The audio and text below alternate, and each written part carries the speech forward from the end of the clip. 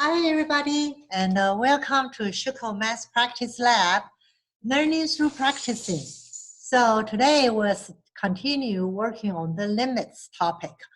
And this is a practice set number 3. And in this set, we are going to find the limit for very specific functions for how to find the limits for the step functions, or some people call it the piecewise functions. So those are the 3 problems we're going to practice to give you an idea if you see a step functions or piecewise function, and how do you determine the limit and where is the potential the limits that we need to find here.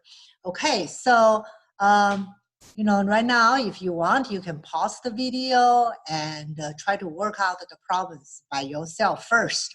Then come back and we can check the answers. And so now if you can pause the video and try to do some practice, and I'm going to the whiteboard now, and so I will talk to you again in the whiteboard. Okay.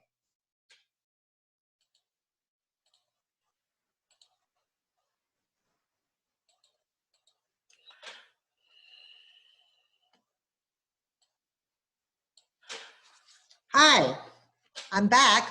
Okay, so I hope you get a chance to do some practice of these 3 problems. And these 3 problems, in fact, they are kind of pretty easy and not too complicated. And we're going to use these 3 problems to demonstrate, so if you have the piecewise function or step functions, how do you find the limits? Okay, so let's take a look at the first one. So here we have 3 different functions in the 3 different intervals, right?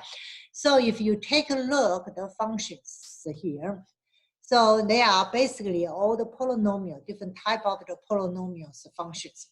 And so most likely, when we try to find the limit is when we try to break here, right? So where we try to break here, right? So then that's why, those are because they depend on the different functions here. So the limits could have the troubles in this breaking point. Okay, so now let's take a look at the first one. The problem wanted us to find limit x approach to -1 f of x.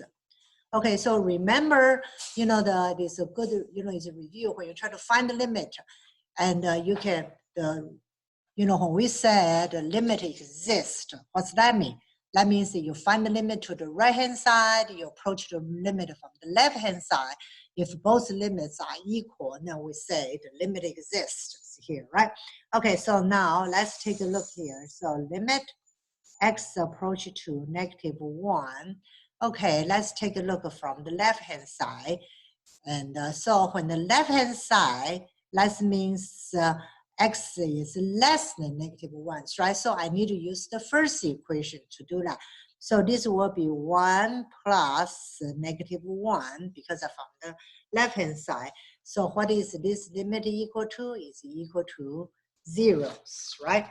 Okay, so now the same way I said the limit x approach to -1 from the right-hand side, that means from the positive side, and so from the right-hand side of the -1.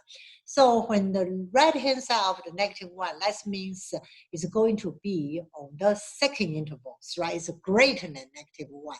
So now it will be -1. I use the second intervals function. So it's -1 to the square. So what is this one here? This one is equal, oh boy, no, it's not equal to 0. This one is equal to 1 here, right? So because 0 is not equal to 1, so I know what happens here. So I know this limit is what? Do not exist, right? So do you remember DNE? That means do not exist here. Okay, so now also let's take a look what is the function value. Remember we said a function value is -1. Okay, that means where is the function value of these functions here. So now the f equal x equal to -1. So which function I'm using? the second ones, right? Because it's equal. So this will be -1 to the square. So it's 1 again. So it's a function values here. Okay, let's take a look at the other one. Let's take a look at limit x approach to 1, f of x, to see what is this limit equal to. So we will do the same way. Okay, so limit x approach to 1, let's do from the left-hand side, right? So it's the f minus signs here. So if x approach to 1 from the left-hand side, that means it's less than 1. So which function I'm using here? I'm using the second one, it's less than 1, right? So this is -1 to the square. So what I have here? I have 1s here, right? Okay, so now let's take a look at the limit x approach to 1 from the positive or the right-hand side here, right? So this is f of x. So if x from the right-hand side, that means greater than 1. So I'm going to use which equation? The third one, right? So it's 2 minus 1. So it's equal to 1. And then now I say, oh, here, 1 and 1, they are equal. So is my limit exist? Yes, my limit exists. So what is my limit here? My limit is 1. Good. Okay, so now let's take a look at what is the function value. And so we just practice the function value. That means when the x equal to 1 here. So which equation I'm going to use? I'm going to use the third one, right? Because the equal sign is here. So what is that one here? So this one will be 2 minus 1. So it's 1 here. So that means the limit equal to the function values. So we expect, that's what we're going to talk about in the next unit, is limit and the continuity. So a sneak preview here. So the limit equal to the function value, we know is going to be a continuous functions, right? Okay, so now let's try to do a quick graph to see what is this piecewise function looks like. So we have 3 functions, right? So first one, 1 plus x is equal to what? Is a linear function, right? So when x equal to -1, when they approach to -1s from the left-hand side is 0s, right? So let me try to graph it. So that will be like in here, because that's not the function values. Then when the -2 is -1, so so this line for the first piece, right? Okay, now the second one is x squared. And the x squared, I know what type of the graph is x squared.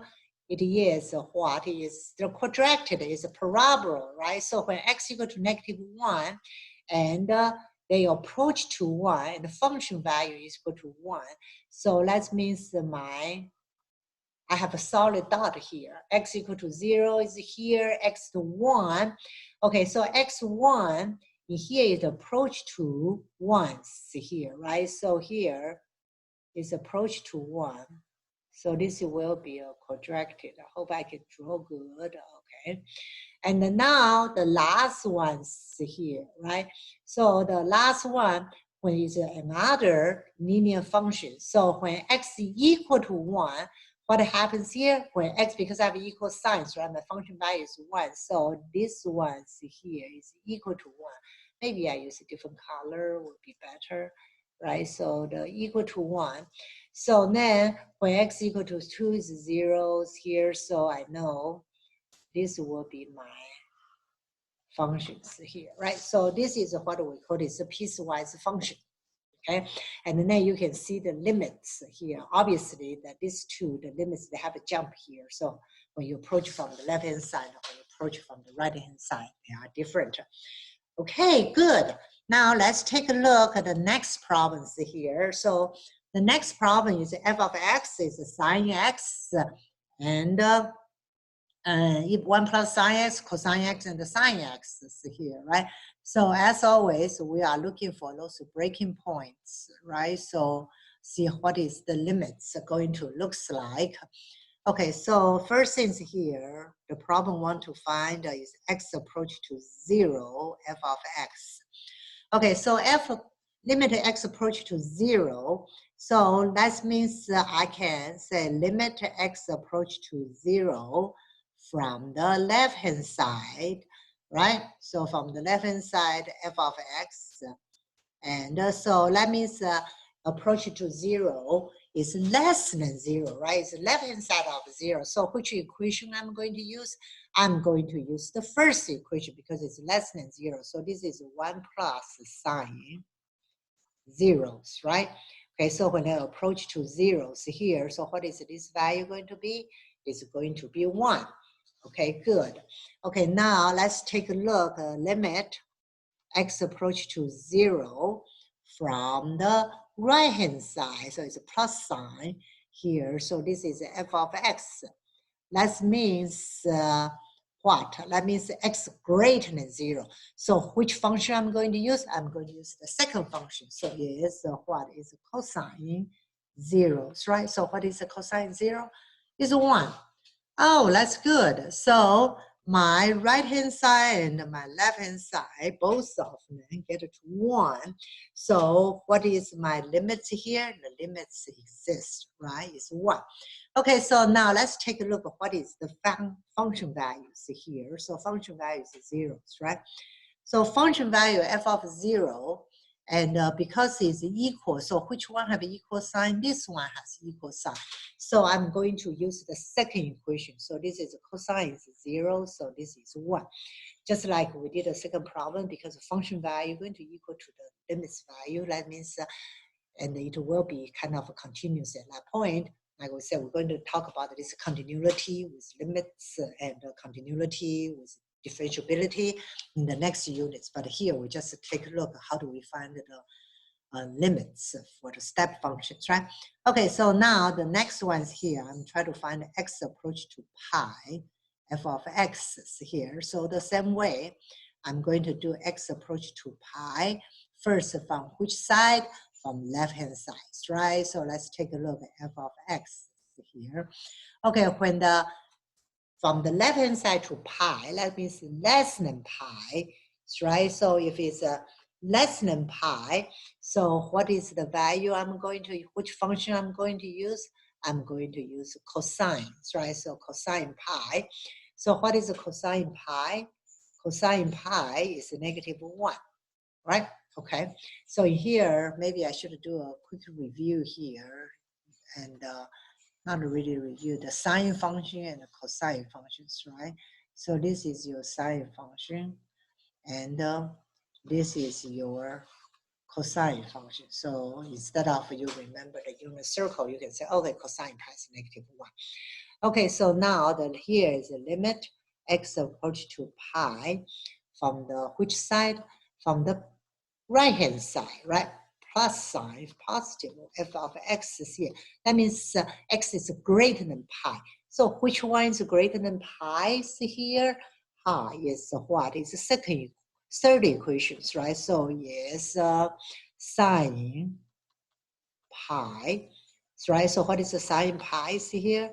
It's zeros here. So as you can see, -1 and 0, they are not equal to each other.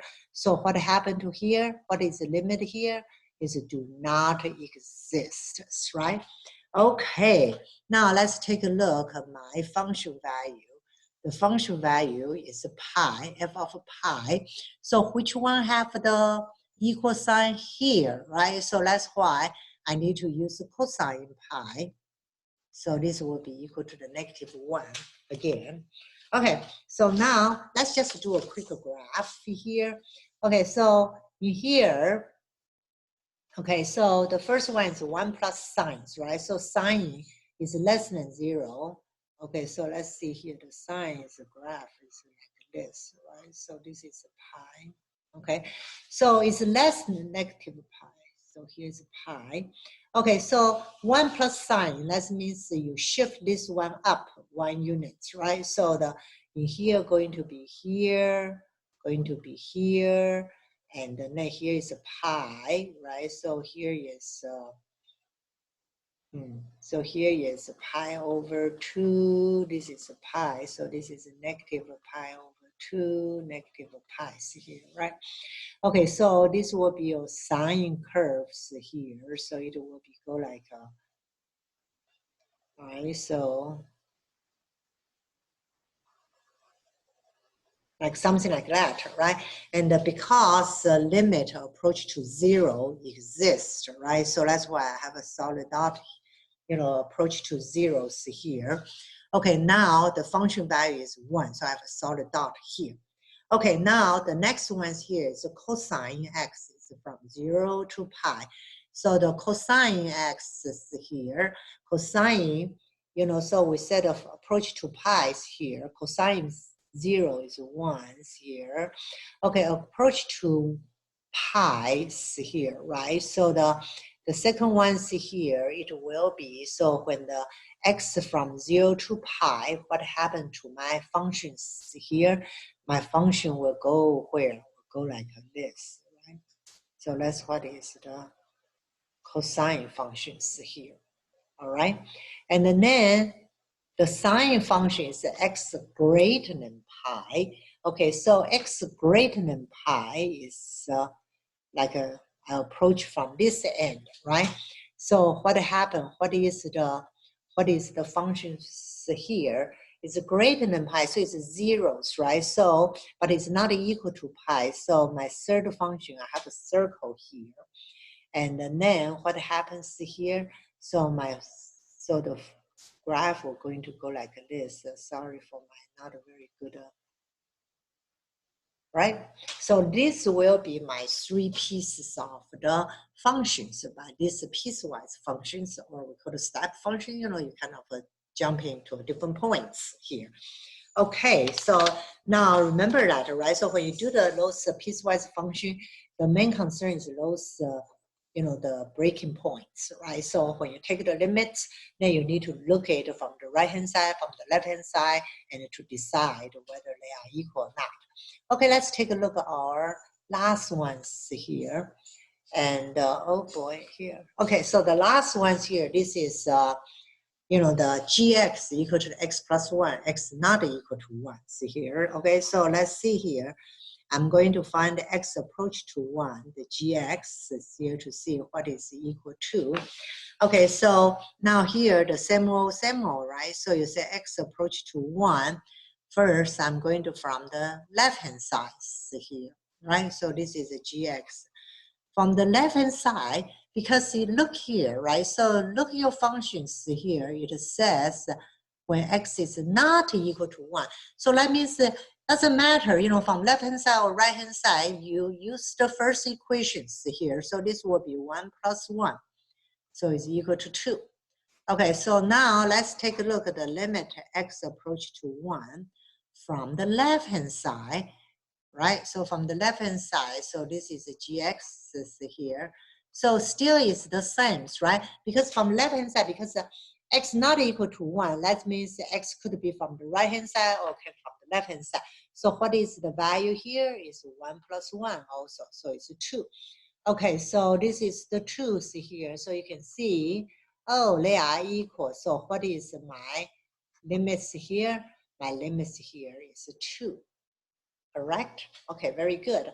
And now the function values here. So we said g of the 1. Well, here's they already give you is pi, right? So that's a pi. So now let's take a look and how do we graph it, right? Okay, so the first part, x plus 1, I know is linear, right? When x approach to 1, the limits is equal to 2, right? So the limit is equal to 2. Okay, so